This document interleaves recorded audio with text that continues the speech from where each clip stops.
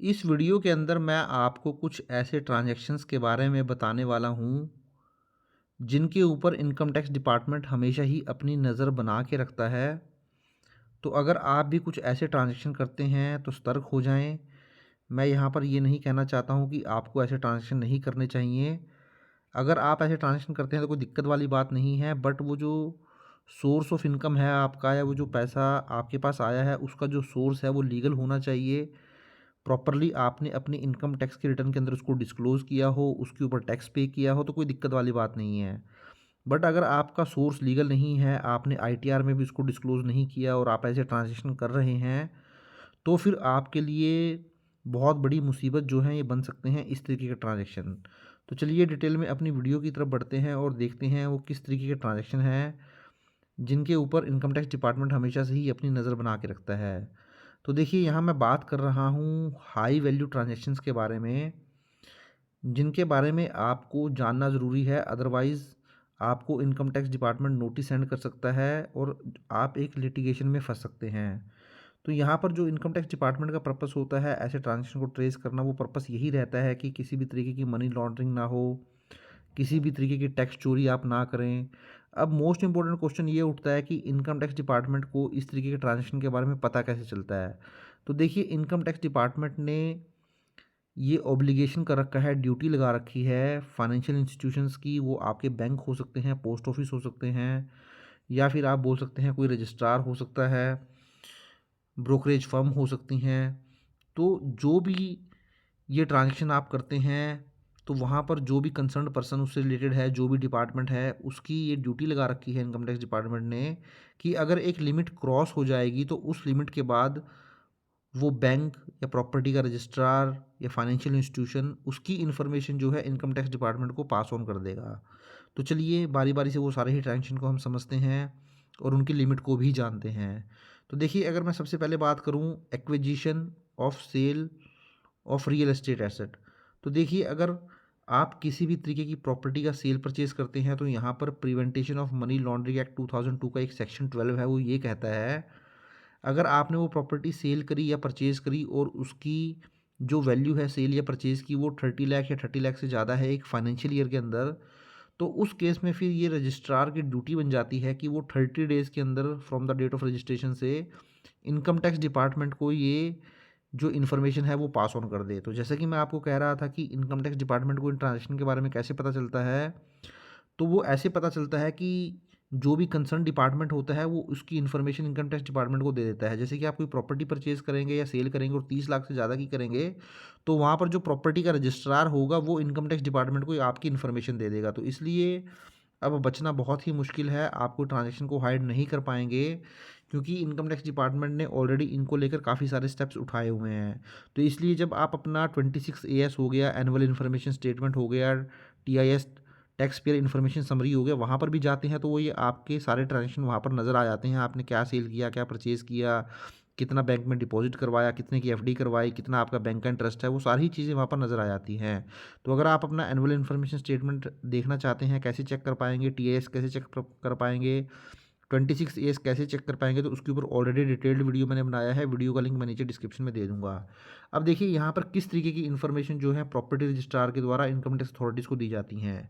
तो यहाँ पर जो सेलर और बायर है उनका नाम और एड्रेस दोनों दे दिया जाता है, किस तारीख को ट्रांजैक्शन हुई वो डेट बता दी जाती है, किस तरीके की प्रॉपर्टी थी, कोई लैंड थी, हाउस था, अपार्टमेंट था, शॉप थी, प्रॉपर्टी की लोकेशन क्या थी, क्या कौन सी सिटी में ये लेन देन हुआ, और जो प्रॉपर्टी सेल या परचेज़ की गई उसकी प्राइस क्या थी। तो सबसे पहले तो अगर आप कोई प्रॉपर्टी सेल परचेज़ करेंगे तो आपको ये लिमिट ध्यान रखनी है 30 लाख रुपए की। उसके बाद हम बात कर लेते हैं, अगर आप कोई स्टॉक, म्यूचुअल फंड, डिबेंचर या बॉन्ड परचेज़ करते हैं, तो क्या होता है कि आजकल के टाइम में बहुत ज़्यादा शेयर मार्केट के अंदर ट्रांजैक्शन किए जाते हैं। तो अगर आप भी किसी कंपनी के या इंस्टीट्यूशन के बॉन्ड, डिबेंचर परचेज़ करते हैं या फिर शेयर परचेज़ कर लेते हैं, म्यूचुअल फंड परचेज़ कर लेते हैं, तो यहाँ पर भी अगर आपने वो परचेज़ की हैं एक फाइनेंशियल ईयर के अंदर 10 लाख या 10 लाख रुपीज़ से ज़्यादा, तो उस केस में फिर इसकी इन्फॉर्मेशन जो भी म्यूचुअल फंड हाउस होगा या जिस कंपनी के आपने शेयर परचेज़ की हैं, स्टॉक ब्रोकर जो वगैरह होते हैं, वो ये इन्फॉर्मेशन इनकम टैक्स डिपार्टमेंट को पास ऑन कर देते हैं और यहाँ पर उनके द्वारा इस तरीके की इन्फॉर्मेशन दी जाती है। जैसे कि जो भी इन्वेस्टर हैं, सपोज़ आपका नाम राम है, तो राम का नाम और आपका एड्रेस, आपका पैन नंबर, किस तारीख को आपने परचेज़ किया, कितनी अमाउंट का परचेज़ किया, किस तरीके की सिक्योरिटी आपने परचेज़ की या शेयर परचेज़ किए, वो बॉन्ड थे, डिबेंचर थे, शेयर्स थे, म्यूचुअल फंड थे। तो सारी ही इन्फॉर्मेशन जो है पास ऑन कर दी जाती है इनकम टैक्स डिपार्टमेंट को।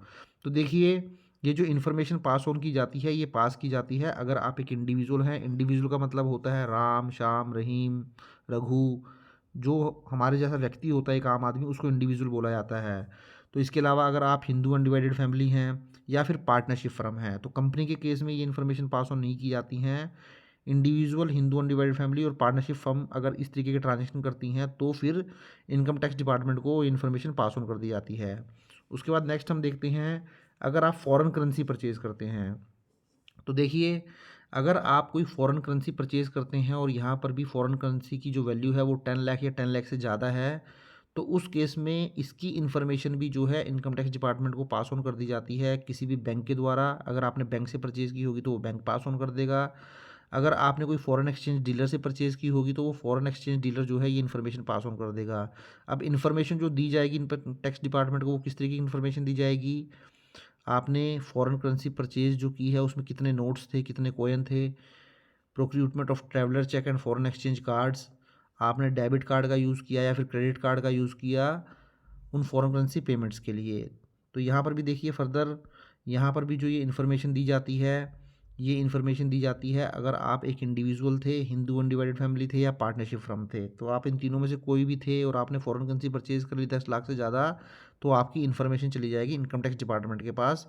कंपनी को इसके अंदर कवर नहीं किया जाता है। तो देखिए, ये इन्फॉर्मेशन देने का पर्पस क्या होता है इनकम टैक्स डिपार्टमेंट को?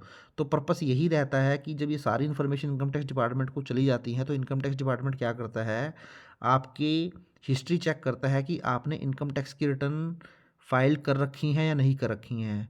तो उसके बाद ये आइडिया लग जाता है इनकम टैक्स डिपार्टमेंट को, जब आप इतने बड़े बड़े ट्रांजेक्शन करते हैं और आप इनकम टैक्स रिटर्न फाइल ही नहीं कर रहे या फाइल कर रहे हैं तो बहुत छोटी सी इनकम उसके अंदर दिखा रहे हैं, तो उससे फिर इनकम टैक्स डिपार्टमेंट कहीं न कहीं ये जानने की कोशिश करता है कि ये जो पर्टिकुलर बंदा है या कोई पर्सन है, एसएससी है, इसका सोर्स ऑफ इनकम क्या है? अगर ये इतने बड़े-बड़े ट्रांज़ैक्शन कर पा रहा है, तो इसके पास पैसा कहाँ से आ रहा है? बट ये अपनी इनकम टैक्स की रिटर्न के अंदर इनको डिस्क्लोज़ क्यों नहीं कर रहा है? तो ये सारी ही चीज़ों को जानने के लिए इनकम टैक्स डिपार्टमेंट ये सारी चीज़ें करता है ताकि ब्लैक मनी को अवॉइड किया जा सके, किसी भी तरीके की टैक्स की चोरी को अवॉइड किया जा सके, मनी लॉन्ड्रिंग ना हो पाए। तो इन सारी चीज़ों को रोकने के लिए ही ये सारे स्टेप इनकम टैक्स डिपार्टमेंट के द्वारा या बोल सकते हैं इंडियन गवर्नमेंट के द्वारा उठाए जाते हैं। उसके बाद देखिए, कैश डिपॉज़िट इन बैंक अकाउंट। तो देखिए, अगर आपका सेविंग बैंक अकाउंट है और आप अपने सेविंग बैंक अकाउंट के अंदर 10 लाख या 10 लाख से ज़्यादा का कैश डिपॉज़िट करवा देते हैं, तो यहाँ पर ये इंस्ट्रक्शन दी जाती है सीबीडीटी के द्वारा, जो कि central board of direct taxes है। वो यही कहता है कि सेविंग बैंक अकाउंट के अंदर अगर आप 10 लाख या 10 लाख से ज़्यादा का कैश डिपॉज़िट करवा देंगे फाइनेंशियल ईयर के अंदर, तो उस केस में इसकी इन्फॉर्मेशन इनकम टैक्स डिपार्टमेंट को दे दी जाएगी या सीबीडीटी के द्वारा जो है ये इन्फॉर्मेशन प्रोवाइड कर दी जाएगी।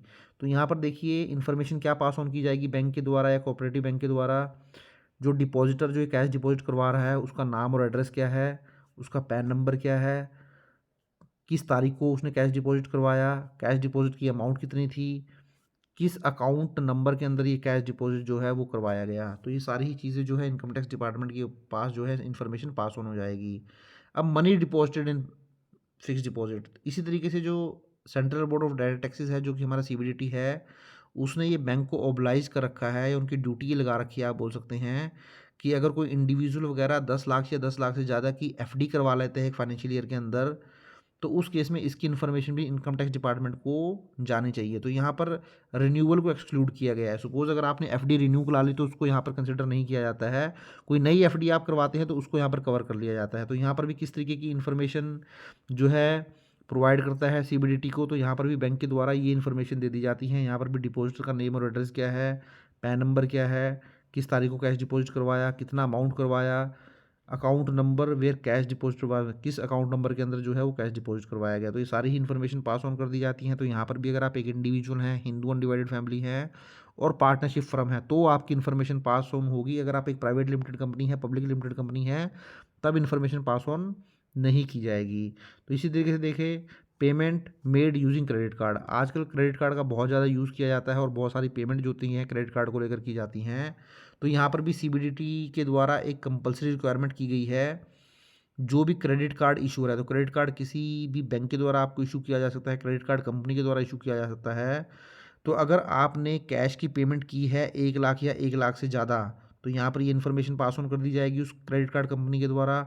या फिर पूरे फाइनेंशियल ईयर के अंदर आपने क्रेडिट कार्ड की पेमेंट की है 10 लाख या 10 लाख से ज़्यादा, कैश या नॉन कैश में, मीन्स बैंक से भी अगर 10 लाख या 10 लाख से ज़्यादा की पेमेंट की है, तो भी ये इन्फॉर्मेशन इनकम टैक्स डिपार्टमेंट को पास ऑन हो जाएगी। तो यहाँ पर जो इन्फॉर्मेशन पास ऑन की जाती है इनकम टैक्स डिपार्टमेंट को, वो क्रेडिट कार्ड होल्डर का नेम और एड्रेस, कार्ड होल्डर का पैन नंबर, पेमेंट की डेट, पेमेंट की अमाउंट, पेमेंट का मेथड क्या था, कैश में पेमेंट की थी, एनएफटी की थी, चेक की थी, आरटीजीएस की थी। तो ये सारी ही इन्फॉर्मेशन जो है पास ऑन कर दी जाती हैं इनकम टैक्स डिपार्टमेंट को। तो यहाँ पर भी देखिए जो ऑब्लिगेशन होता है रिपोर्ट करने का, ये कैश डिपॉजिट, यहाँ पर भी इंडिविजुअल एचयूएफ और पार्टनरशिप फर्म को ही इंक्लूड किया गया है, एक्सक्लूडिंग कंपनीज। तो देखिए साथियों, ये वो ट्रांजैक्शन है जिसके ऊपर इनकम टैक्स डिपार्टमेंट अपनी नज़र बना के रखता है।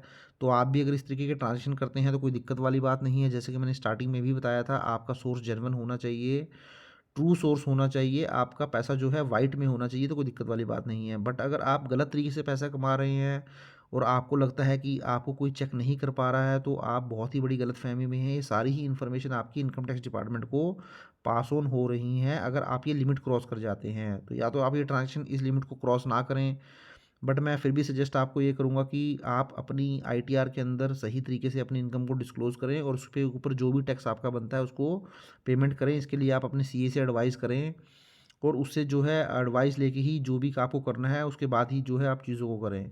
तो आई होप वीडियो आपको अच्छा लगा होगा। वीडियो अच्छा लगा तो इसको लाइक करें, ज़्यादा से ज़्यादा शेयर करें, और चैनल पर फर्स्ट टाइम अगर आपने विजिट किया है तो चैनल को भी सब्सक्राइब कर लें। Thank you very much, have a nice day.